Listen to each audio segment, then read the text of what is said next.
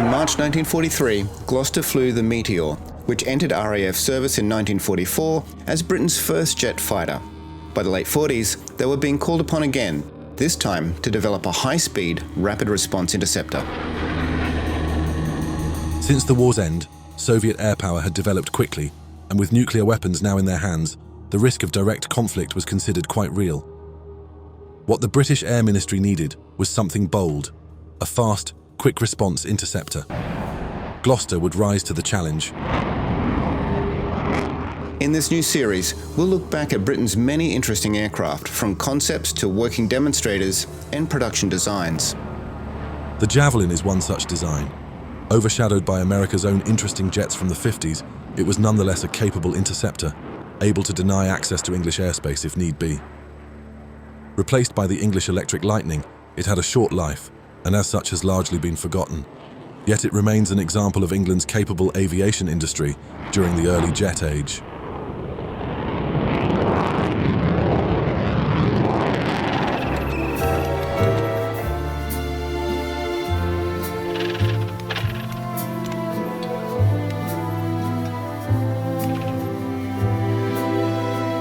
Since the end of World War II, both the US and Russia emphasized increasingly fast bomber aircraft. During the critical last months of the war, it was predicted that the Soviets, now unrivaled in the region, would logically pursue a continued push westward, filling the power vacuum left by a decimated France and England. Likely as a result of the public deployment of nuclear weapons in Japan, temporary area denial was achieved in Western Europe, guaranteed by Strategic Air Command. By late 1946, information was beginning to shed light on extensive high-level espionage networks in America, helping to accelerate the Soviet nuclear program. That year, Moscow's nuclear lab F1 reached criticality. Analysts predicted the Soviet nuclear capabilities would soon be within reach. As a result, the threat was not only conventional area denial, but also intercepting the direct threat posed by nuclear bombers. The British Air Ministry had envisioned two fighters to fill this area denial and interceptor role, a day fighter and an all-weather night fighter. For all intensive purposes, the Hawker Hunter would fill the day fighter role by the early 1950s. In January 1947, the UK Air Ministry issued specification F-4446 for a new two-seat all-weather night fighter. It needed to intercept targets up to 40,000 feet, reach approximately 973 kilometers per hour, and climb to 45,000 feet in 10 minutes, with radar and quick climb capabilities. As if that wasn't enough, the military also wanted it to have a flight endurance of 2 hours, withstand 4G maneuvers at high speed, have a short takeoff distance of 1,500 yards, all on a tight budget. Two companies would submit proposals: de Havilland, which wanted a twin-boom interceptor similar to the earlier Venom and Vampire, and Gloster, which hoped for something like a larger, faster Meteor. Over time, de Havilland's design would become the DH-110, later evolving into the Sea Vixen, while Gloster's proposal would be an ongoing departure from anything they had done before. Looking at concepts developed the previous year, Gloster initially supported a twin-seat Meteor variant called Proposal 228. By late 1947, it had transformed into a delta-wing design with two versions, a twin-seat night fighter and a single-seat day fighter with a V-tail, both powered by engines in the wing. By 1949, after an update to Air Ministry standards, Gloster presented two proposals: a heavily modified twin-seat Meteor and a single-seat delta-wing fighter, apparently intended for use as both a strike aircraft and an interceptor. By April, the military had requested 4 working prototypes of both Gloster's Delta design, now called the GA-5, and de Havilland's design. Then, in 1950, a full-scale wooden mock-up of the so-called Gloster GA-5 was completed. Large, strangely shaped and intimidating, a group of Empire test pilot school students were shown the mock-up in its hangar, to which one replied, "My lord, what a great beast." For Gloster, the project was considered somewhat of a distraction. The Air Ministry had changed the specifications several times, including the number of prototypes required before making a decision on procurement. At the same time, the Royal Navy was showing interest in de Havilland's design. Nonetheless, by 1951, The first working prototype was completed. Designated as WD-804, it first flew on November 26th of that year.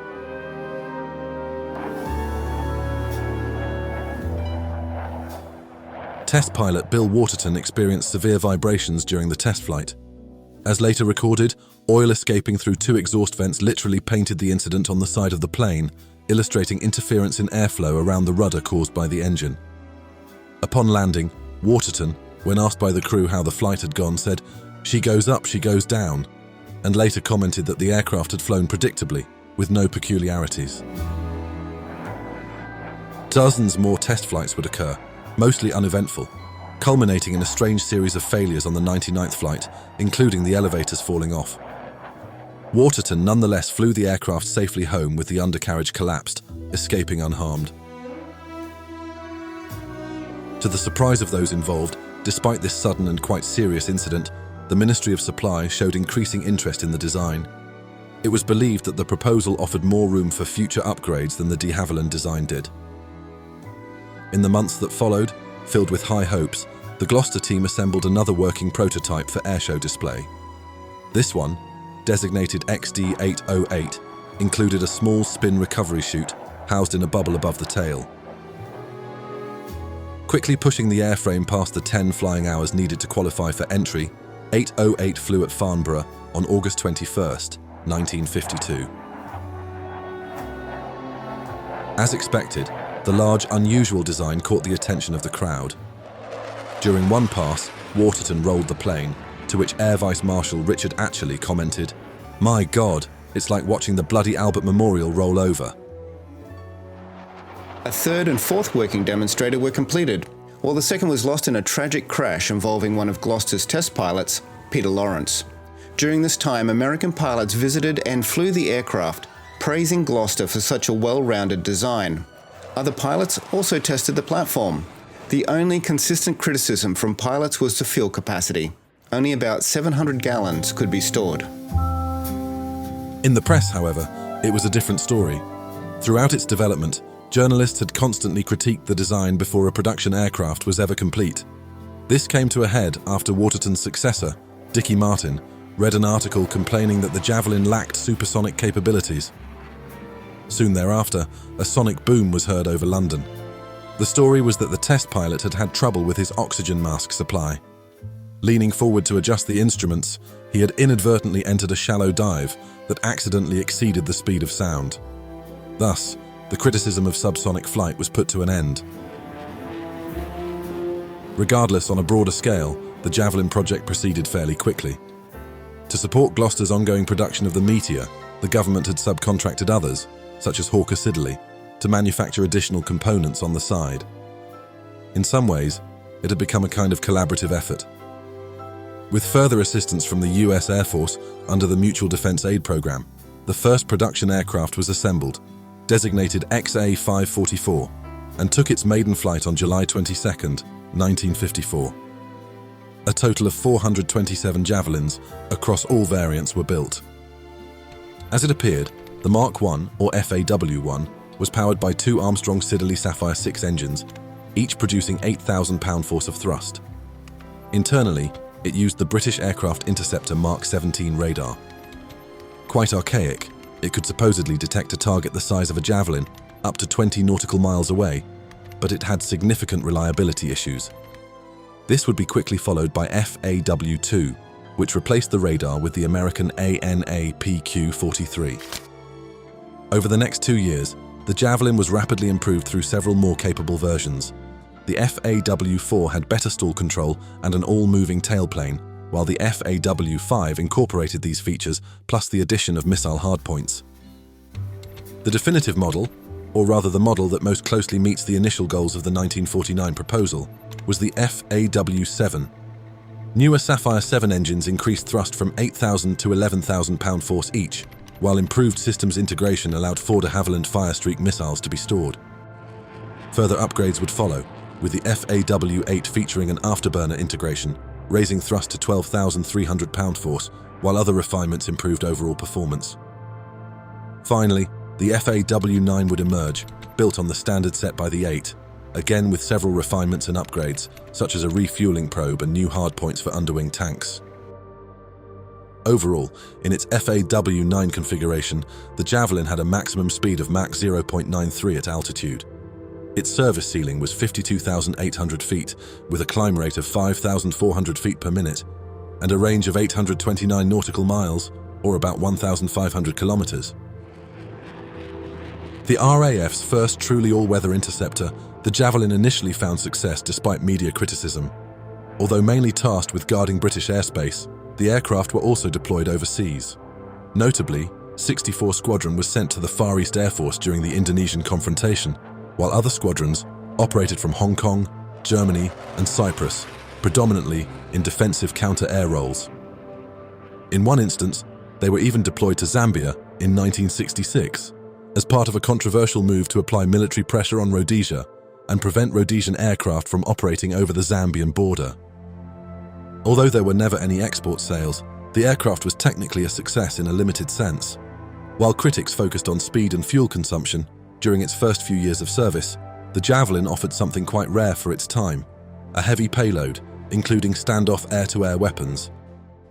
While such weaponry would become more common by the 1960s, for a jet from the early 50s, the combination of search radar and 4 air-to-air missiles made Gloster's design perhaps more deadly than it is often given credit for.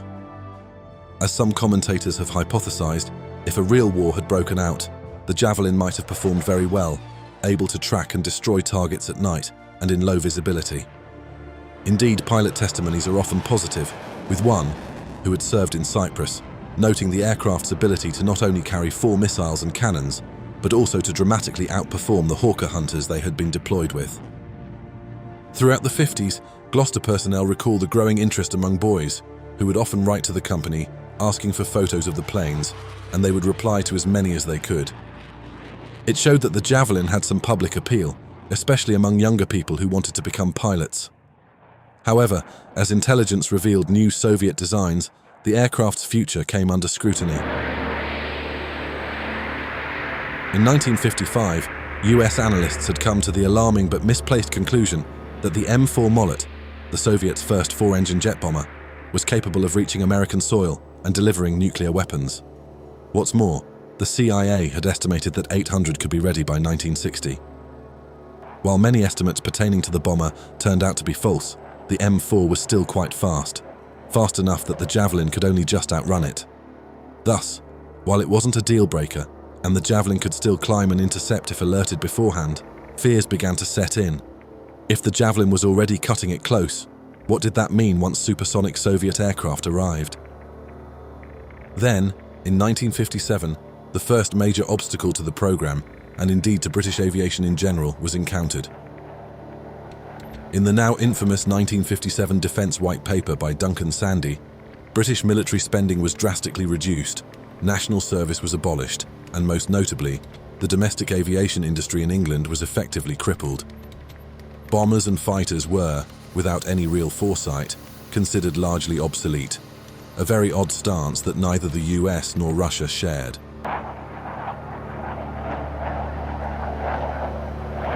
The Javelin's role would sharply decrease with the arrival of the English Electric Lightning. While high hopes were pinned on upgrade programs, they simply never came to fruition. For instance, designers aimed to develop a thin-wing version for supersonic flight, along with variants for high-altitude reconnaissance and air-to-ground missions. Whatever the reason, these plans never materialized. If the Javelin was to be confined to an interceptor role, it was quickly outclassed by newer Eastern and Western aircraft.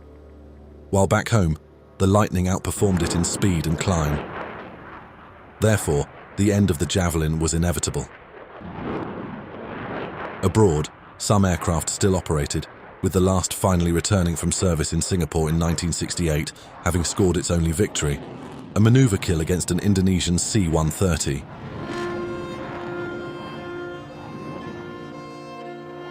The final flight was on the 24th of January 1975, landing at RAF Duxford to join the Imperial War Museum.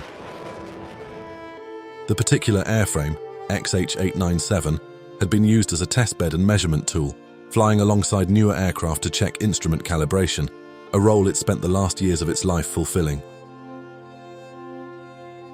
Its retirement signified more than just the end of the Javelin itself. With an aviation industry in rapid decline, many British manufacturers had been forced into mergers or gone out of business altogether.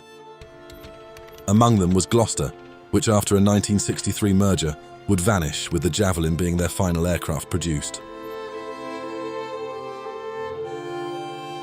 Although it's largely forgotten, the Javelin was not a dud. After all, if there had been a war, Javelin pilots would have been the first to face enemy aircraft. Gloster's choice to go with a larger, heavily armed Interceptor with standoff weapons was unique for its time. In fact, you could draw a connection between the Javelin and the F-4 Phantom on the basis of design philosophy. Around 10 Javelins still exist at museums, an exemplary British Cold War design and the final project for the team at Gloster.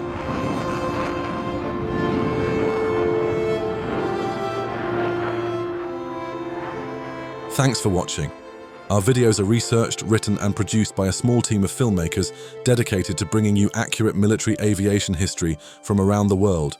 Please consider supporting us by joining our merch and members site for early access, bonus content and merch discounts. Or become a YouTube channel member for early access, or simply hit subscribe. Your support means everything.